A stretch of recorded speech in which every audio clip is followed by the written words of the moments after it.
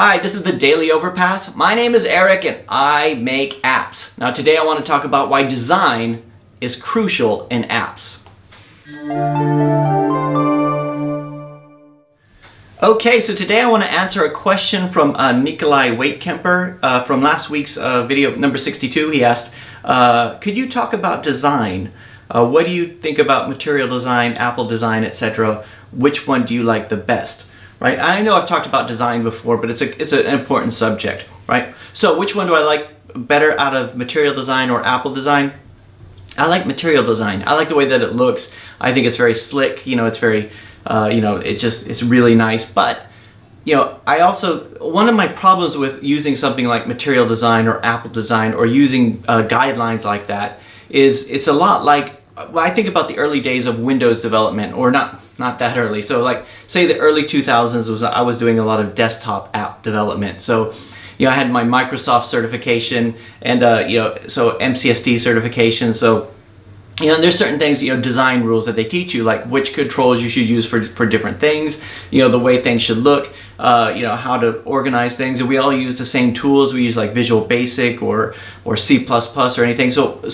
And everything looked the same. Now, the good part about having those guidelines was that these applications were very easy to use. So, you know, it was easy for a user to go in and say, okay, I'm going to fill in this form. I expect the submit button to be at the bottom, or if I'm going to have a tree view, I'm going to expect it to be over at the left, or something like that. And if you had like somebody like a junior developer, not even a junior developer, sometimes it's a senior developer I remember one developer says, I hate GUI. I'm not going to do another GUI ever in my life. He just wanted to do server-side stuff, which is cool, right?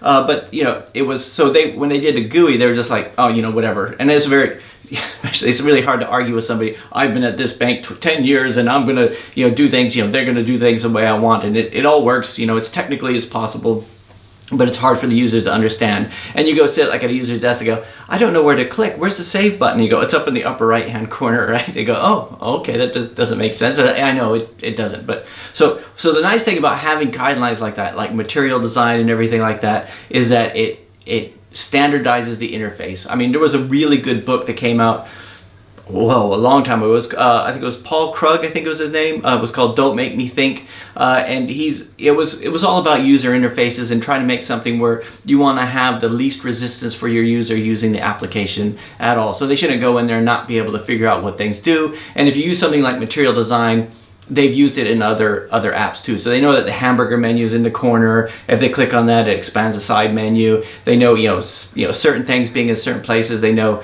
the difference between, you know, the switch and the select and all that kind of stuff. The problem with stuff like that is that the same with the Windows in the early days was pretty soon all apps start to look the same, right? And you don't really have anything distinctive about your own application. When it comes to design, but it's still important. You need to have those guidelines in place. You need to be able to figure out if people don't know where to click, then, you know, and they're not going to, like for me, when I talked about EarSpy, I think I've told you about this, where I had they could add extra features, so they could do in-app purchases, but it was up in the menu, and it was using the old action bar menu, which is up in the right-hand corner with the three dots, and not everybody was finding that. So it was, you know, something I had to change. I had to kind of move that to the front, and then my purchases increased. So, you know, design is something that's really important, but also something that we don't think about a lot. I talk about those when I say older developers, it wasn't just older developers. It was just sort of like I'm right and everybody else is wrong, right? When you talk to them about what are we going to name this application, they go, we're going to call it the such and such database. I go, well, I know, but we should give it a cool name. They go, no, we're going to call it such and such database. You know, and it was just, you know, because they didn't want to mess with any of that touchy-feely kind of stuff. And said, well, hey, should we get an icon for it? He goes, no, default icon's fine. You know, and so we put stuff out like at the bank that was just really just kind of ugly, right? But when you look at Google Play, you see a lot of icons and designs that look like they look like the apps could be technically brilliant, but they haven't spent a lot of time in design. You know, personally, I think that if you're a bad developer with good design skills, you're better off than a great developer with bad design skills. That's just the way I feel, because, you know, if nobody's gonna, we have so much possibilities, so much to choose from, that when you find something, you're going to go to the one that looks the most professional, right? Not necessarily the one that is the most professional, right? I like to think of it as like, let's say you go into a new city and you're looking for a place to eat. If you're going out to a restaurant, and you're like, I don't know anything about any of these restaurants. I don't know anybody who's ever been here. Nobody's given me a recommendation.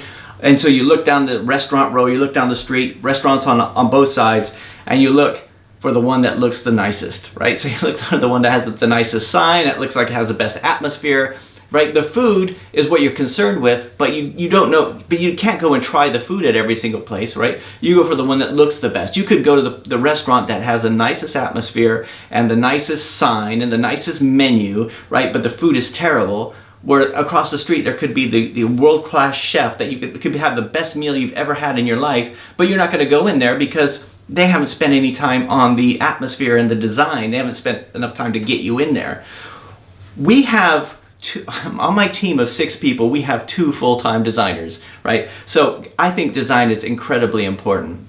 When you're looking at a crowded market like the app markets, and you go and you type in, let's say somebody types in learn Swahili, and they see a bunch of apps come up, and all they see is a list of icons, or they see the list of icons and they see the names, and they're going to look for the nicest looking icon, right? I mean, they're either going to go for the first one on the list, or they're going to go for the one that has the nicer looking icon because it looks the most professional, right? So if they don't actually click on that, go in there, read the description, see the screenshots, read the description, and actually download, it doesn't matter what my app does. I might as well not even have one. Like that old adage that says, if a tree, or that old, I don't know what it is, a philosophy or whatever, if a tree falls in the woods and nobody's there to hear it, does it make a sound, right? I like to think, if an app is on the app market and nobody ever finds it, does it exist at all, right? So it's having, being able to entice them to download it, which is really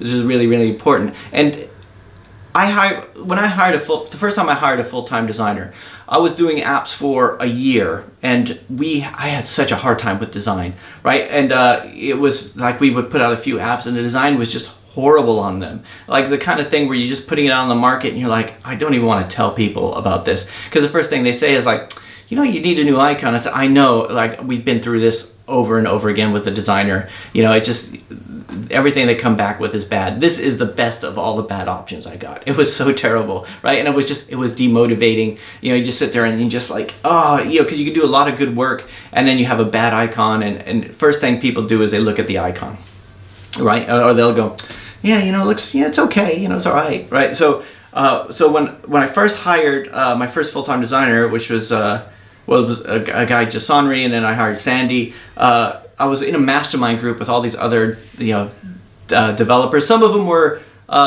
developers who had apps on the market. Some of them were entrepreneurs with apps on the market, so they were very big on Odesk and all that kind of stuff, which is fine. I'm kind of a balance between the two of them. Right, and their whole thing was, I've thought about getting a designer, but I mean, do you really need a full-time designer? I mean, do you really need, maybe we could go halves on a designer and we could share a designer. And then I thought about that and I thought, no, you know what? I am going to look for a full-time designer, because this is the kind of thing that we just cannot do without, right? This is crucial to everything. We need to have somebody who can design an icon, a splash screen, characters in a game, all that kind of stuff. We need a few people like that, especially if we're going to work for clients, right? And in terms of sharing it with somebody else, I just didn't like the idea of that. I thought, I want the designer who works well with me, and not, somebody who's just going to loan out to other people. And who knows, they could be rude. They could be rude to the designer, all that kind of stuff. And I tend to be very protective of the people on my team. So that was it. And we had our first major client project was a game.